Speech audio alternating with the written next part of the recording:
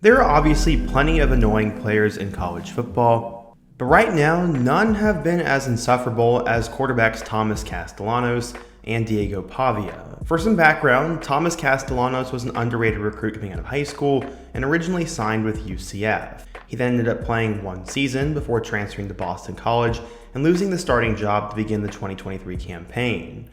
But pretty quickly, he showed he was the best quarterback on the team, took over, and became the first Boston College quarterback to ever have over 1,000 yards rushing and 2,000 yards passing. He ended up coming back for the 2024 season and had a lot of hype, but would end up flaming out under new head coach Bill O'Brien and quit on the team halfway through the season.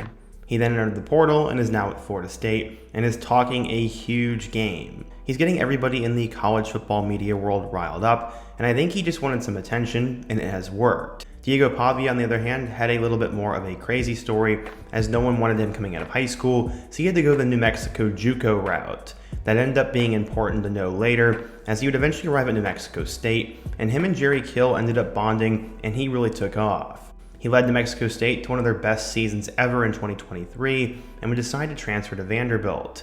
This past season, he led them to a couple of big victories, including that huge upset against #1 Alabama, but Pavia has been also running his mouth. He's been talking crap about other conferences, and is providing a lot of bulletin board material. I mean, both him and Thomas Castellanos are, and in today's video, we're going to talk about the most annoying players in college football right now, and go through why they are annoying everybody. But before we get started, if you're a big fan of college football, be sure to subscribe to the channel, leave a like if you support today's video, and let me know what player, team, topic, or situation I can cover next. Now let's get started and talk about these two players. So let's first start with Diego Pavia again. After 2 seasons at New Mexico State, he had found his new home with the Vanderbilt Commodores. He had beat out Utah transfer and former blue chip quarterback Nate Johnson for that starting job, and Clark Lee thought he had a diamond in the rough. He honestly ended up striking gold with Pavia, as this past season he'd passed for 2,293 yards with 20 touchdowns and 4 picks, while also rushing for nearly 800 yards and 8 touchdowns. As I said, he had some super important games, including that game against #1 Alabama. Against the Crimson Tide, he went 16 of 20 for 252 yards and 2 touchdowns, but most importantly, made all the game-winning plays. He also ended up having 3 touchdowns against Texas and had 2 touchdowns against LSU. Overall, the guy was pretty decent, and he completed 59% of his passes and was named the SEC Newcomer of the Year. He ended up bringing life back to Vanderbilt's football program, which has been dead for quite some time, and he led them to their first winning season since 2013, finishing with a 7-6 record after a bowl victory over Georgia Tech, and he just brought momentum back. In 2025, Pavia will have the chance to lead the Commodores to their first back-to-back winning season in over a decade, but to many he should not even be here. After spending a couple of years in the junior college system, Diego Pavia claimed it wasn't part of the NCAA, so it didn't count against his eligibility. Again, I've gone over this in other videos, but I'm not quite sure what level of football it is then. It's not high school, it's not prep football, and it's definitely not professional. I mean, it literally has the word college in its name, junior college, but apparently it ended up standing up, and he got a waiver and is now playing in 2025. A lot of people were kind of irritated by this, but now they have a lot more reason to be irritated with him. In a recent podcast episode of Bussin' with the Boys, which is co-hosted by NFL players Taylor Lewan and Will Compton, he went on the podcast to discuss various things and all the NIL offers he had received to leave Vanderbilt. He said it was easy to say in the SEC, but he decided to take a dig at the Big Ten. He said, quote, "You want to play with the best, you don't want to play with the Big Ten. You ignore those calls and you know that. You have to think about this too.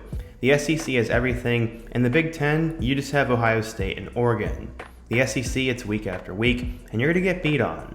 The Big Ten, you're going to get beat on with the Purdues and the Nebraskas of the world." Obviously, Nebraska fans were not too happy about that one, but Purdue is actually struggling. Pavia also did not stop there, as he would decide to call out Tennessee, their in-state rival. Pavia said, quote, "Vanderbilt's going to run Tennessee after this year. This is going to be the new staple of college football, and it's going to happen here.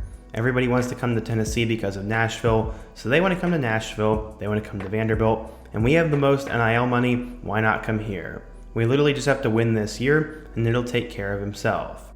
These are the most recent comments he made that annoyed a lot of people, but also 2 weeks earlier than that, Pavia had responded to Alabama receiver Ryan Williams' sledgehammer comments with an Instagram story where Pavia posted a screenshot picture of Williams tagging the wide receiver in his post with the words "Run It" with music lyrics from Gucci Mane. I have a lot of thoughts on this, but ultimately one tweet summarized it perfectly.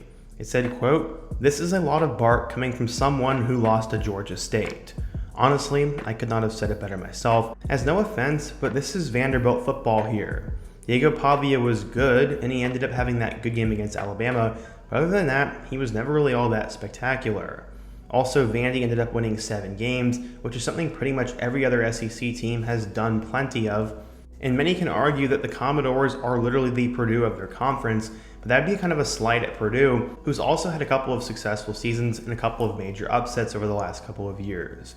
Overall, though, I think Diego Pavia is just trying to get attention, as he likes being the center of attention and likes stirring up controversy. He had an incident back in New Mexico State where he did something to the opponent's field, and also just with this whole waiver stuff, he knows he's on borrowed time and has nothing to lose, so he's just trying to get clicks, and it's working for him. The other guy on this list, Thomas Castellanos, is taking it a little bit too far in my eyes. Heading into the 2025 college football season, one of the most interesting storylines will be how Florida State decides to bounce back. After being left out of the college football playoff in an unbeaten season, the Seminoles followed it up with a 2-10 campaign, shocking pretty much everyone.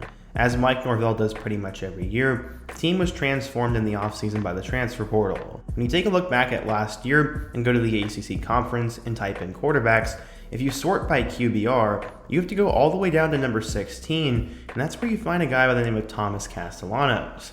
This guy didn't exactly have the best numbers in the country, but as I said, he was coming off of a really good season in 2023, in which he became the first Boston College quarterback to ever throw for over 2,000 yards and have over 1,000.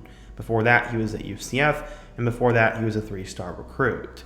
Castellanos was obviously athletic and really good, but he struggled with turnovers, and he also quit on the team midway through last year.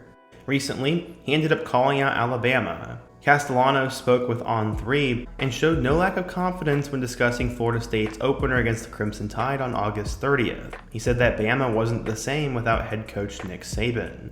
He said, quote, "They don't have Nick Saban to save them. I just don't see them stopping me."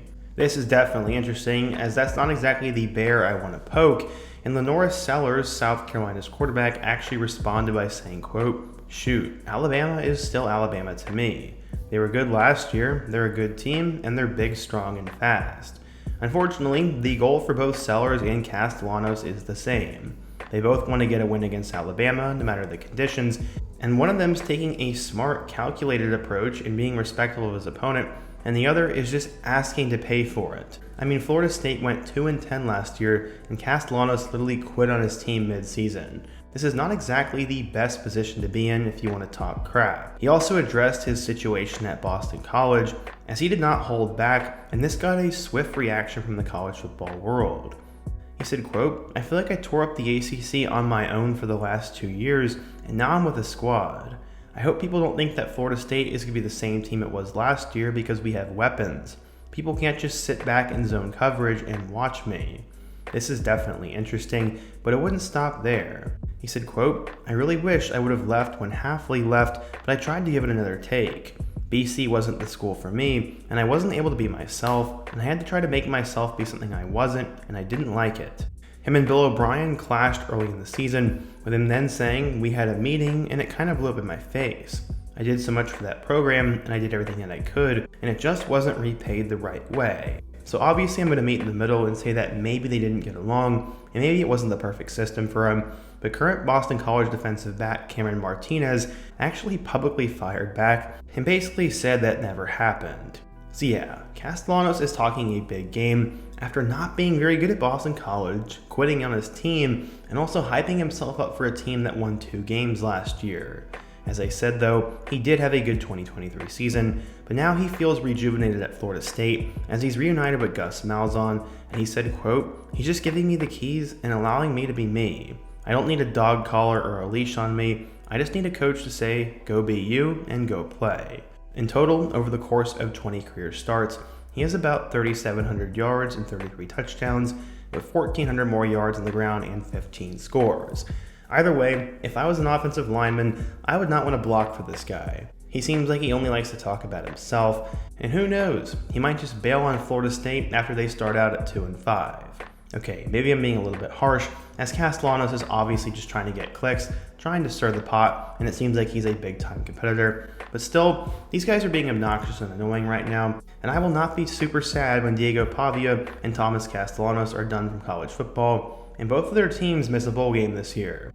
I obviously don't want to root against Vanderbilt or Florida State, but with the way these guys are talking, it wouldn't be the end of the world if it came back to bite them. But what do you guys think?